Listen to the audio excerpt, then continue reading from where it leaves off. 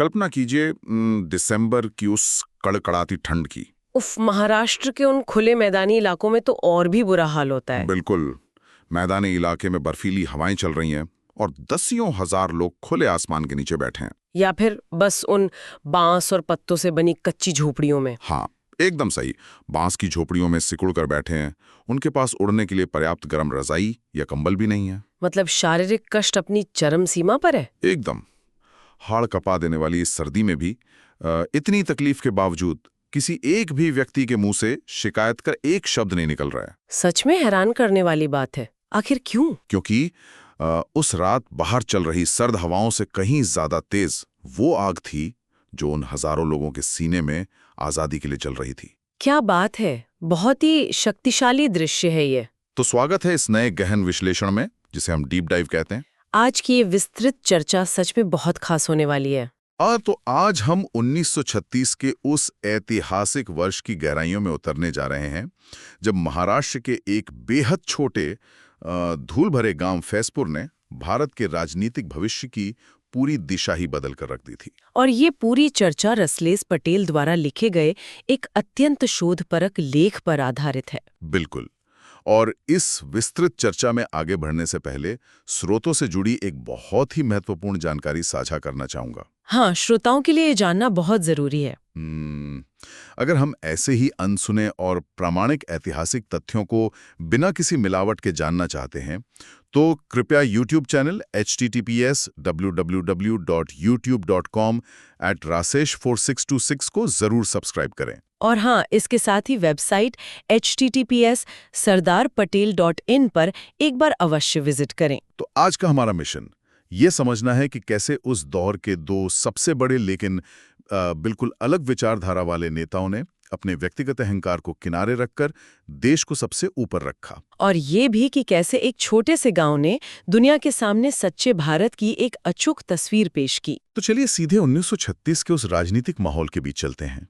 अप्रैल 1936 में कांग्रेस का लखनऊ अधिवेशन तो हो ही चुका था। हाँ, और उसके बाद पूरे देश के राजनीतिक गलियारों में एक अजीब सी उलझन थी, विशेष रूप से नेतृत्व को लेकर। बिल्कुल। लखनऊ के बाद पंडित जवाहरलाल नेहरू ने पूरे देश का सघन दौरा किया था। उनका करिश्मा अपने चरम पर था। जनता के बीच उनका भारी आकर्षण था। लेकिन दूसरी तरफ हमारे लौह पुरुष सरदार वल्लभ भाई पटेल का नाम भी उतनी ही मजबूती से गूंज रहा था। सरदार पटेल मतलब अनुशासन की लौह दीवार, संगठन की ऐसी अद्भुत ताकत जिसे कोई भेद नहीं सकता था। ठीक है, आइए इसे गहराई से समझते हैं। जब मैं इस स्थिति को देखता हूं तो मुझे ये किसी बड़ी कॉर्पोरेट कंपनी की तरह लगता है। कॉर्पोरेट कंपनी कैसे? सोचिए, एक बहुत बड़ी कंपनी है जहां दो सबसे काबिल अधिकारी हैं। हाँ? और दोनों ही सीईओ बनने की होड़ में हैं। एकदम सही। और अक्सर हम देखते हैं कि ये आपसी होड़ उस पूरी कंपनी को ही बर्बाद कर देती है। 1936 में कांग्रेस के अध्यक्ष पद के लिए पंडित नेहरू और सरदार पटेल के बीच बिल्कुल यही स्थिति बन गई थी। दोनों ही प्रबल दावेदार थे और चुनाव होने की पूरी संभावना थी। हाँ। अगर हम इसे व्यापक संदर्भ से जोड़ें तो तस्वीर और भी गंभीर हो जाती है। बात सिर्फ इस बात की नहीं थी कि अध्यक्ष कौन बनेगा। तो फिर क्या बात थी?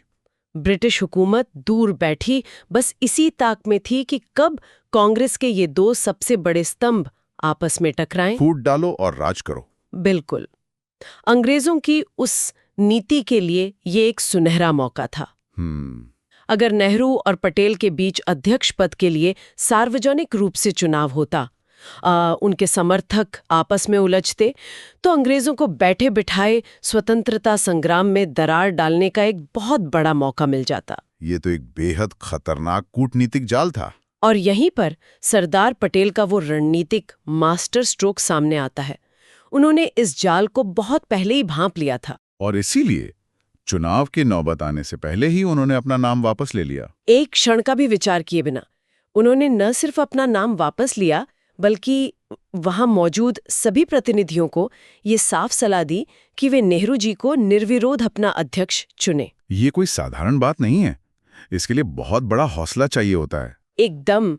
लेकिन यहाँ स्रोतों से एक बात और स्पष्ट रूप से उभर कर आती है जिसे समझना बहुत जरूरी है। वो क्या? सरदार पटेल के इस कदम का ये मतलब बिल्कुल नहीं था कि वे नेहरू जी की हर बात या उनकी विचारधारा से पूरी तरह सहमत हो गए थे। हाँ, शुरुआत में इस वैचारिक टकराव का बहुत ही स्पष्ट और शानदार तरीके से उल्लेख किया गया है। उन्होंने वैचारिक समर्पण नहीं किया था, बल्कि राष्ट्रीय हित को प्राथमिकता दी थी। बिल्कुल।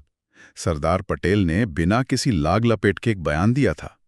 उन्होंने साफ शब्दों में कहा, जवाहरलाल मेरे मित्र हैं, लेकिन उनके समाजवाद के विचार और मेरे विचार अलग हैं। उस दौर में नेहरू जी कार्ल मार्क्स और समाजवाद से काफी प्रभावित थे।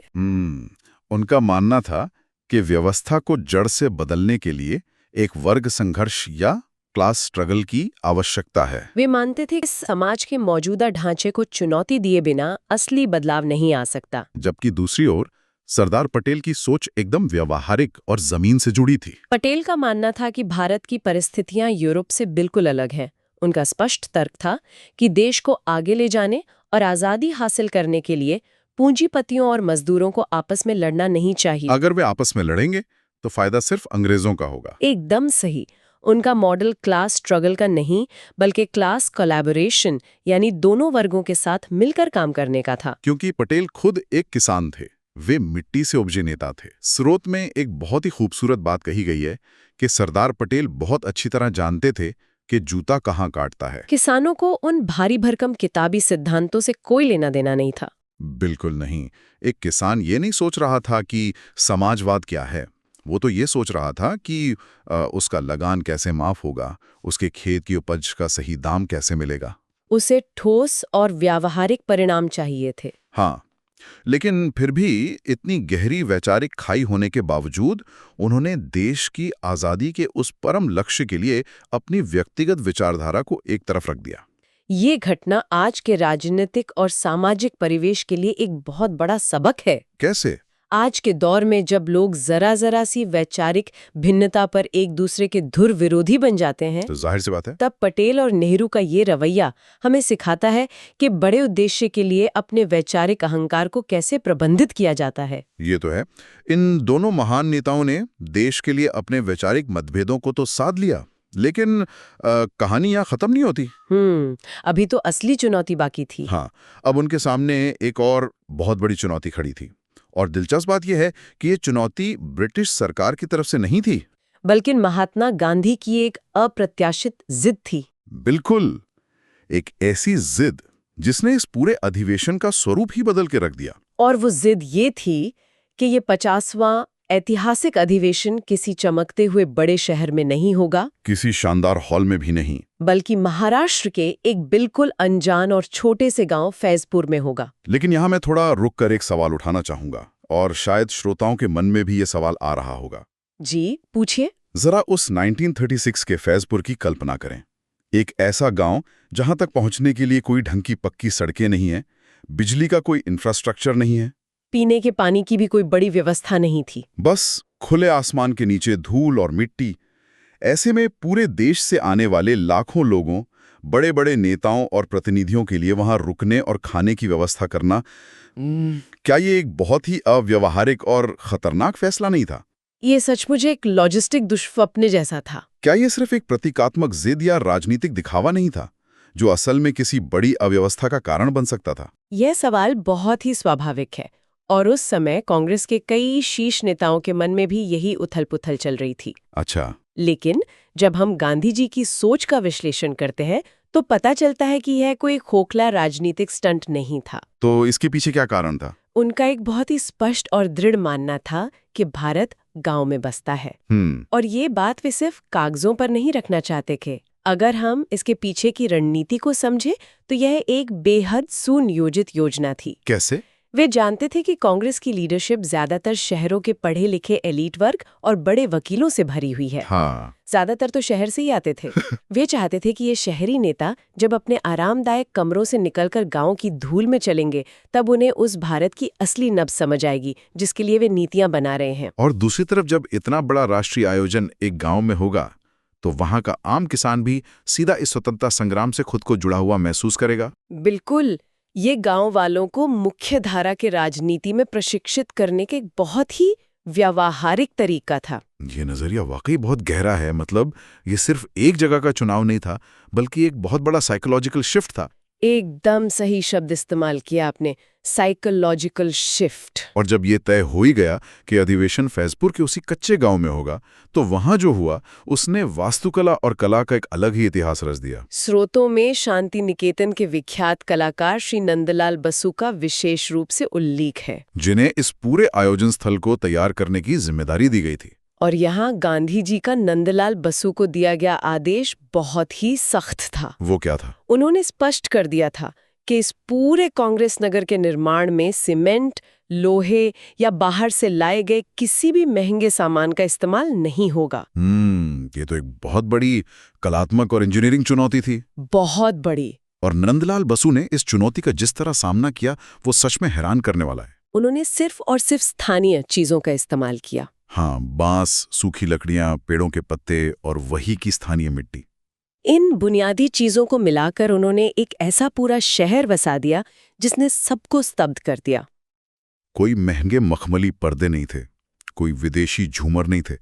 वहां सिर्फ स्थानीय कारीगरों की मेहनत और सादगी की भव्यता थी।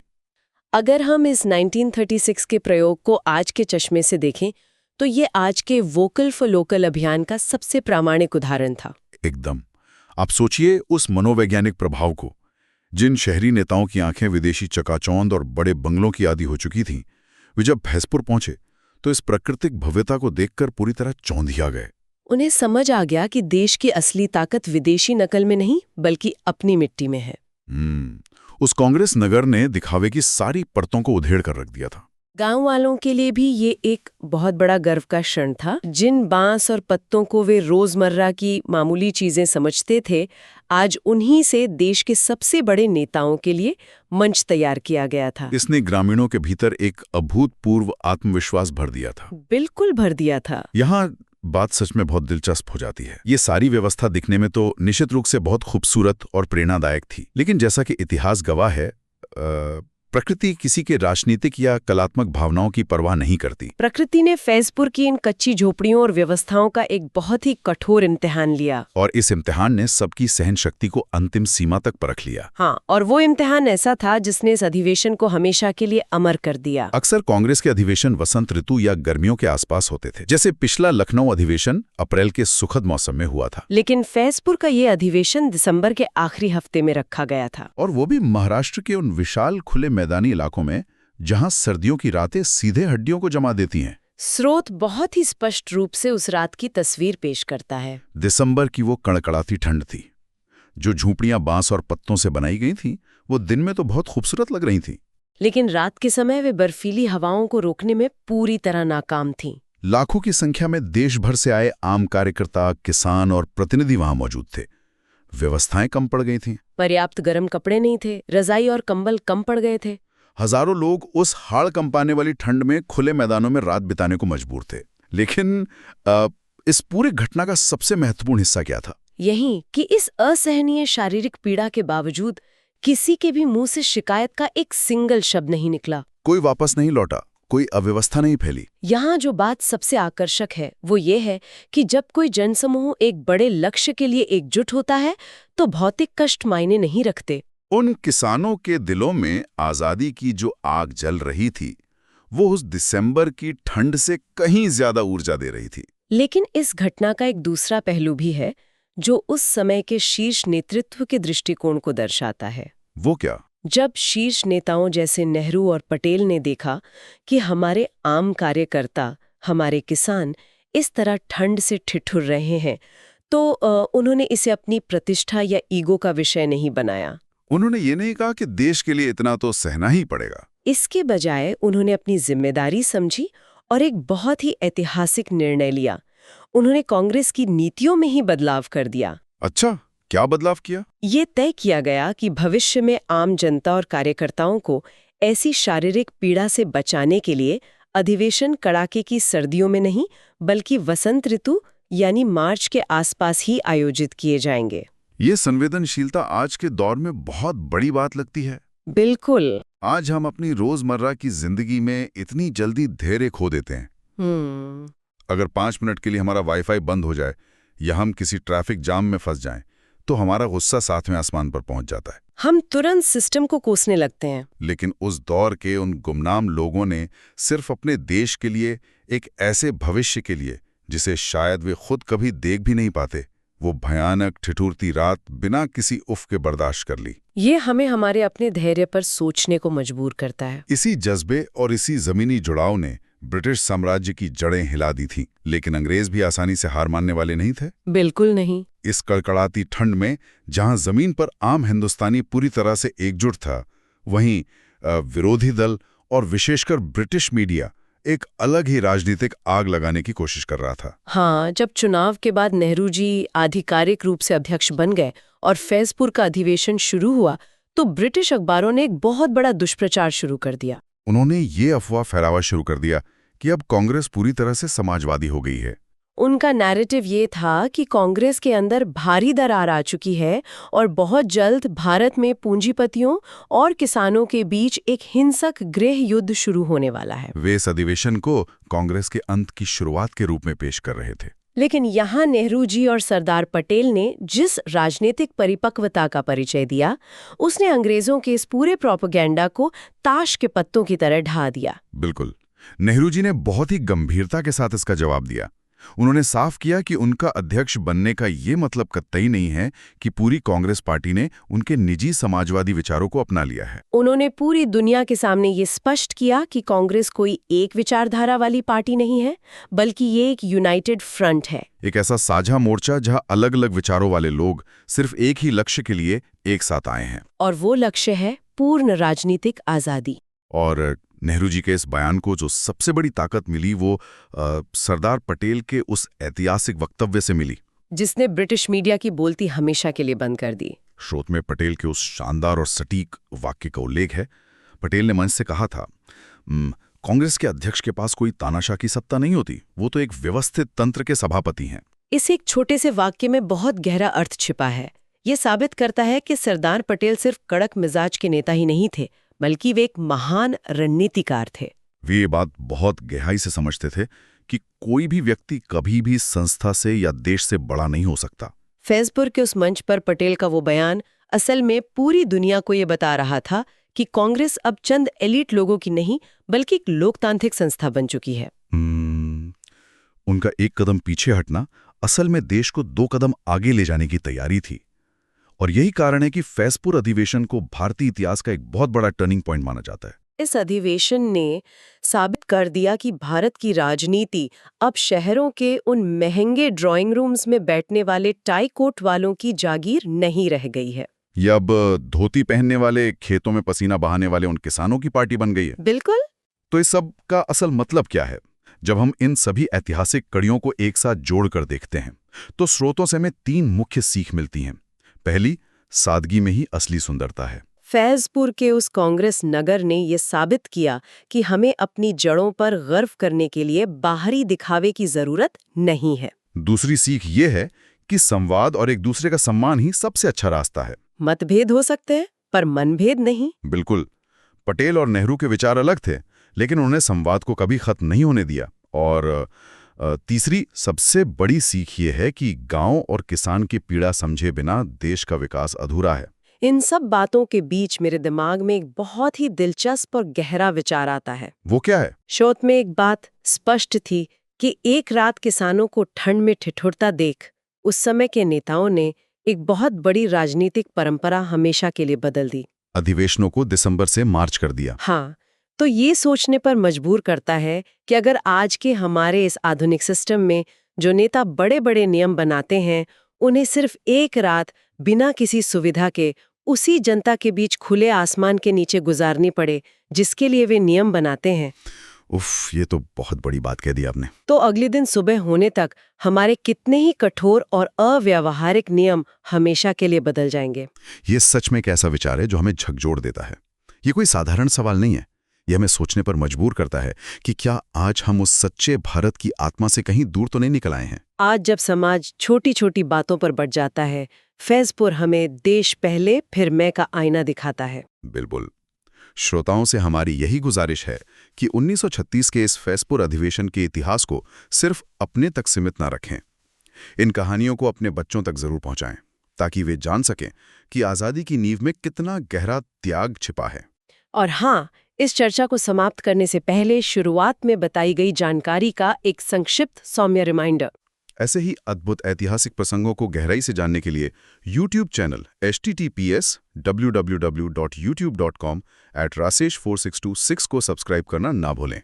और वेबसाइट https://www.sardarpatel.in पर जरूर विजिट करें। आज के इस गहन विश्लेषण में हमारे साथ जुड़ने के लिए बहुत बहुत धन्यवाद। जय हिंद, जय भारत।